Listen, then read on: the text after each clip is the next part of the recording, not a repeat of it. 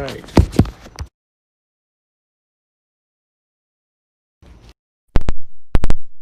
Okay, so that should be a lot better.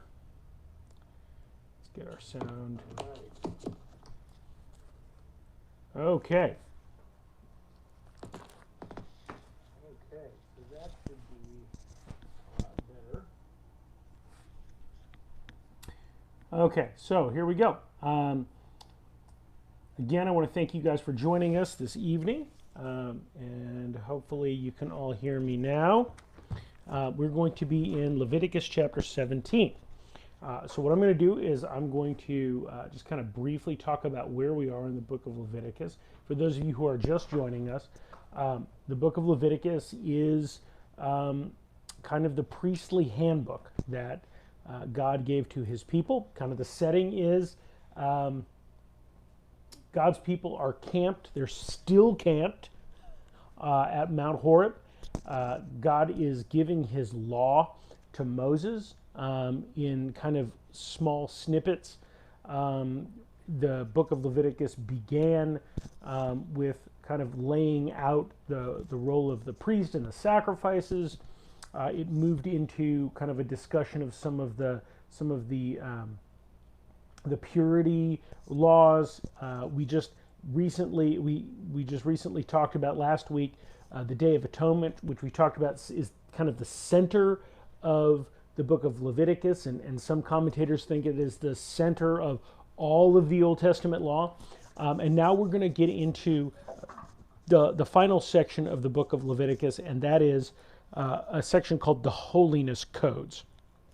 So we need to understand is that the book of Leviticus has two main sections, and they are separated by the Day of Atonement. We talked about this as a chiasm, right? And so a chiasm is an ancient literary tool where if you got to think about it kind of like nesting dolls, right? So if you were to look at it in terms of the beginning and the end correspond, and then the next sections correspond. So the second section and say the third section correspond, and then the section in the middle is kind of the point of the whole book. Well, last week we talked about the Day of Atonement, which is the center of the whole book, and now we're going to talk about a section that corresponds to the one right before the Day of Atonement. And so what a lot of commentators use to describe the next couple of chapters, so we're talking about chapters 17, 18, 19, and 20 as the holiness codes. Okay, so previously chapters 11, 12, 13, 14, and 15, 13 and then 15, we take a little bit of a break there to talk about Nadab and Abihu, right? So there's kind of a narrative passage describing how the sons of Aaron violated the law and were killed for it. But the sections 11, 12, 13, 15 were what is called the purity codes. Okay, the purity codes deal with what laws the people need to keep in order to stay in right relationship to God so that they can be his holy people and can enter into the temple. Okay, the foods that they can eat, the different things that they can do. This next section is going to be called the holiness codes. And the holiness codes are going to address sin. They're going to address ways that people sin and what the penalties for those sins are. Okay, so as we look at this, we need to be considering that what is being talked about here is sin. Okay, so let's start off with verse 17. It's going to be talking about, we'll pause for just a second here. It's going to be talking about the ways in which people treat the animals that they kill and eat for food.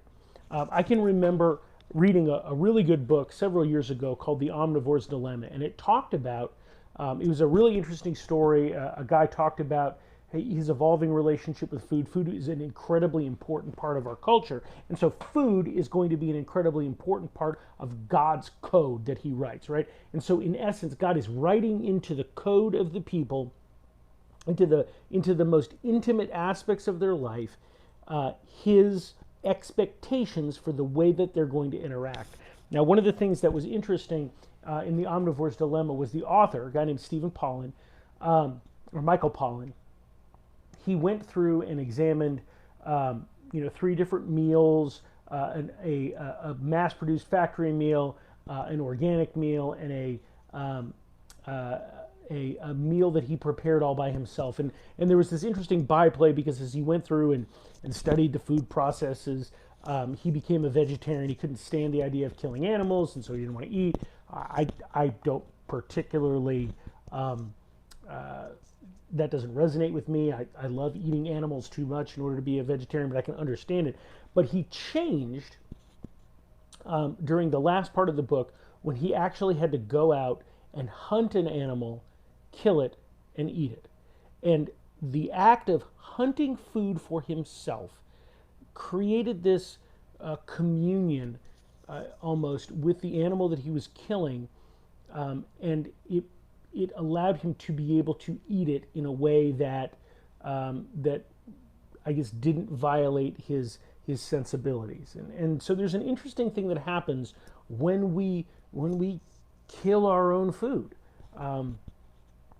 It is an incredibly personal and intimate experience as we take the life of something that we are going to eat. And this is sometimes hard for us to understand because we live in a time when most people never kill their own food, to the point where if you are a hunter or if you live on a farm, you're kind of seen as an outlier. Most people get their food from the grocery store, right? And so when they go and watch something on television about how animals are killed, it's shocking to them. Like, oh my gosh, like they have to kill this animal and cut it up. That's disgusting. I'm going to just eat, soy burgers for the rest of my life as a way to deal with it. But in most cultures, killing an animal to eat it is an integral part of life. And this is absolutely the case for Israel. Right? And so we read in chapter 17, beginning in verse 1, and the Lord spoke to Moses, saying, "Speak to Aaron and his sons and to all the people of Israel, and say to them, this is the thing that the Lord has commanded. If any one of the house of Israel kills an ox or a lamb or a goat in the camp, or kills it outside the camp, and does not bring it to the entrance of the tent of meeting to offer it as a gift to the Lord in front of the tabernacle of the Lord, blood guilt shall be imputed to that man." Now, there's a tremendous amount of stuff going on in this passage, but we need to kind of set the stage here, okay? Israel is living in the desert. There's thousands and thousands of people, right? Hundreds of thousands of people living in this sprawling camp in the middle of the desert, okay? I want you to think what it must be like to live with several 100,000 people in tents covering the floor of this desert area with this rugged desert environment. And we know that as they came up out of Egypt, right? They came up, they brought all their flocks and their herds. So it's hundreds of thousands of people with hundreds of thousands of animals spread out as far as the eye can see. And every day, the people are getting up. We know that God is providing manna for them. We know that God is providing, and manna is like this kind of, it's basically, I like to think of manna as vanilla wafers. It's like this stuff that's on the ground every morning when they wake up.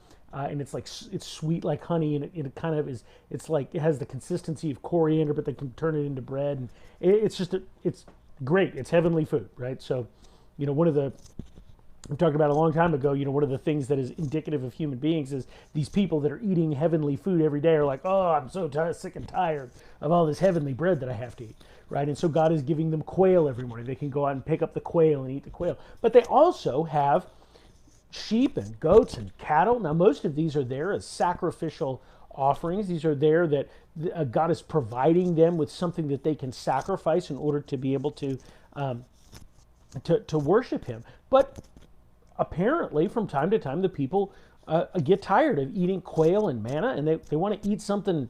They want to eat something different. They want to eat some goat, or they want to eat some lamb. They want to eat some cow, and so they'll go out into the field and they'll kill an animal and they'll bring it home. And so God is talking to them about what this looks like when they do this. Again, it's interesting to see that this doesn't apply to the quail that they kill every day to eat. This is applying to those animals that are out in the field that God has given to them, that they are harvesting to be able to eat. Now, if you guys remember all the way at the beginning, all these different sacrifices that are there, one of the sacrifices is the peace offering. And the peace offering is basically, it is a sacrifice that they're to do every time they kill one of their animals. So anytime they're going to eat something other than the manna and the quail, they have to, it is a religious experience, right? It is it's an opportunity for them to break bread together as a family, to break bread together as a community, and there are specific regulations about what that looks like.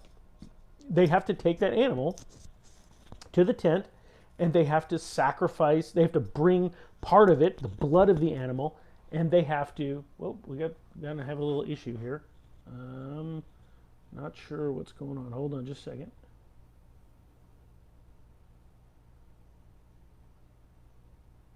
All right. I am not sure why that is happening. Give me just a second. We got some interference here. See if I can clean it up.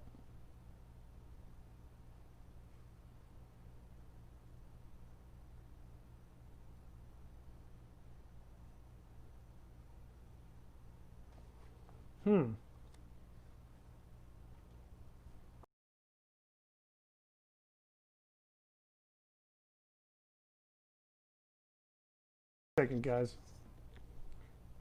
We're working through this right now.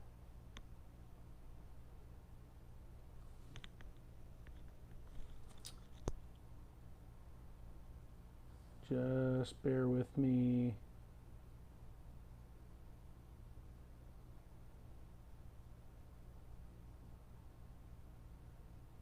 Okay, so this is what we're going to do.